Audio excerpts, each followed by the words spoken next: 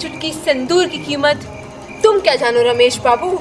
रमेश बाबू ने सिंदूर कीमत बता दी। युद्ध न करना शांति का कदम हो सकता है, किंतु हमेशा युद्ध को टालना कायरता का प्रमाण है। और बार बार ये हमले, ये आतंकवाद से भारत का जी भर गया था। युद्ध करना अच्छी बात तो नहीं होती, ये तो महाविनाश है। बट जब अधर्म बढ़ जाए तो उसे रोक लगाने के लिए युद्ध करना अनिवार्य हो जाता है, और ये भगवत गीता में भी लिखा है। और पहलगाम में जो हुआ उसके बाद तो भारत चुप रहने वालों में से नहीं था। फिर रचा गया एक चक्रव्यूह, मॉक ड्रिल, और दुश्मन देश को दिखाया गया रात का सूरज। मजेदार बात यह है कि युद्ध का बिगुल वहां बजा जिसकी जड़ जहां थी आतंकियों के 9 अड्डे उड़ा दिए गए उसे, और आम नागरिकों का इसमें कोई रोल नहीं था। बट वो कहते हैं ना, एक मछली पूरे तालाब को गंदा करती है, तो इसमें भी वही हुआ। कुछ निर्दोषों को भी जान चली गई जो उसके आसपास थे। तो उसका क्या, जो 26 निर्दोष पहलगाम में थे। अगर दुख उधर हुआ था तो इससे ज्यादा भारत ने झेले हैं। कर्म किसी का पीछा नहीं छोड़ता, और पहलगाम के आतंकी हमले के 16वें दिन भारत ने ऑपरेशन सिंदूर रच डाला, लिया बदला।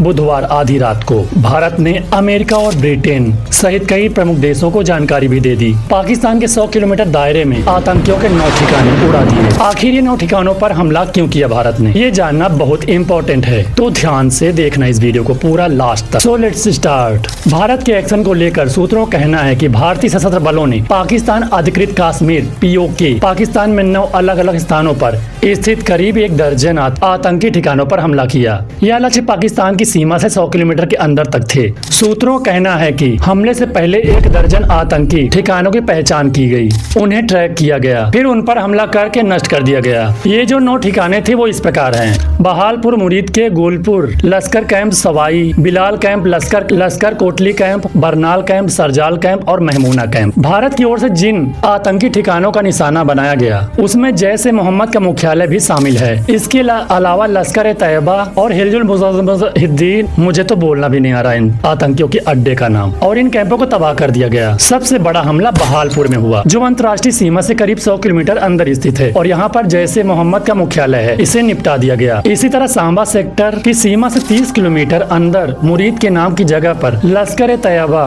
का कैंप था, जो उसे भी जमीन में मिला दिया गया। मुंबई में 26/11 आतंकी हमलों के आतंकवादी यहीं से थे। 26/11 मुंबई हमलों से जुड़े लश्कर ए तैयबा का ट्रेनिंग सेंटर था। अजमल कसाब ने यहीं पर ट्रेनिंग ली थी। यहाँ संगठन के मुख्यालय भी शामिल है, जहाँ डेविड हेडली और तहव्वुर राणा ने दौरा किया था। 2001 में मारे गए अल-कायदा आतंकवादी ओसामा बिन लादेन ने गेस्ट हाउस के निर्माण के लिए 10 लाख रुपए का दान किया था। सेना की ओर से ये तीसरा हमला गुलपुर में किया गया, जो पुंछ राजौरी के एक ओसिस के करीब 35 किलोमीटर अंदर है। जून 2024 में यात्रियों से भरी बस पर हमले की जड़ें यहीं से थी। POK के तंगधार सेक्टर में 30 किलोमीटर के अंदर सवाई, जहां लश्कर का कैंप था, उसे भी निशाना बनाया गया। यह कैंप 20 अक्टूबर 2024 को सोनमर्ग, 24 अक्टूबर 2024 गुलमर्ग और 22 अप्रैल 2025 पहलगाम हमले के लिए जिम्मेदार है। सेना के निशाने पर 5वां ठिकाना बेनौल कैंप था, जिसे जैसे मोहम्मद का लॉन्च पैड कहा जाता था। 6ठा ठिकाना लश्कर कोटली कैंप रहा, जो राजौरी जिले के एलओसी से 15 किलोमीटर अंदर है। यहाँ पर लश्कर का बमबारी प्रशिक्षण केंद्र था, और यहाँ करीब 50 आतंकवादियों के रहने की क्षमता थी। इसी तरह और भी जितने अड्डे थे वो भी इसी तरह आतंक फैलाने में लिंक थे, उन्हें सब उड़ा दिया गया। अगर पाकिस्तान इतने पर भी नहीं सुधरा तो फिर वो कभी नहीं सुधरने वाला। ऑपरेशन सिंदूर के जरिए पहलगाम का तो बदला पूरा हुआ। तो अब आप बताओ, क्या आप इस ऑपरेशन सिंदूर से सेटिस्फाइड हो? तो कमेंट में जय हिंद लिख कर ही जाना। जय हिंद।